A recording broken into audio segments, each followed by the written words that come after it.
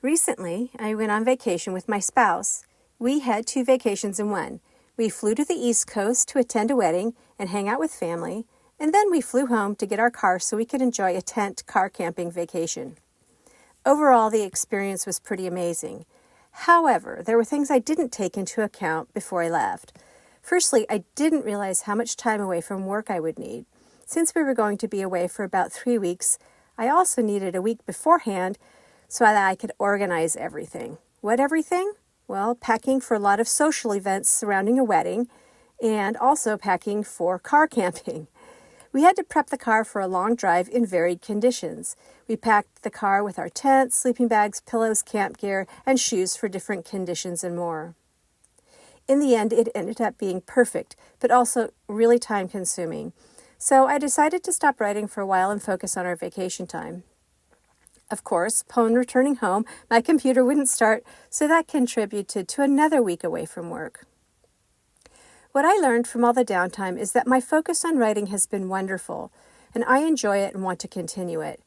But for the past 2 years, my focus on writing has come at the cost of other things I really enjoy. And while my computer was being fixed, I gardened, something I enjoy but I haven't pursued. On vacation, we hiked a lot, at least 5 miles a day, often much more. I enjoy hiking and spending time with my spouse, and spending time daydreaming as I enjoy the scenery. My aim as a writer is to show how I live intentionally, and I confess my obsession with writing felt intentional. However, I never intended to ignore the other important areas of my life. I can get focused and anxious if I'm not working on my area of focus, and I think I spent 2 years feeling anxious instead of being as intentional as I can be. To correct this, I will take the following steps. I'm going to create a list of my intentions that include tasks I truly love. I'm going to assess the amount of time I need to work on writing each week to satisfy my impulse and to get everything written down. I am going to remember that my health is the number one important focus. I must complete, without fail, all the tasks I need to do to support my health every day. That is, eat well, sleep well, and exercise. I'm going to create a list of topics that require a bit more research and continue building my catalog of writing with more in-depth blog posts.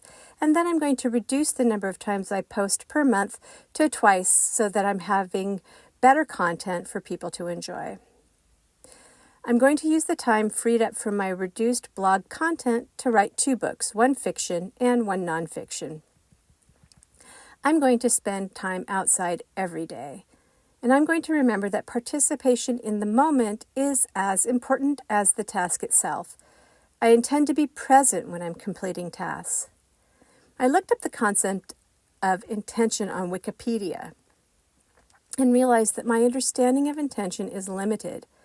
Many academics have ideas about intention, and the subject has been studied with many various opinions. For my purposes, when writing about intentional living, I'm referring to living on pilot, not autopilot. As a person who is perpetually planning for all contingencies, I thrive on routine. But what I learned from my double whammy vacation is that my routine has created some autopilot actions that I want to shake up so I can again be the person of intention that I strive to be.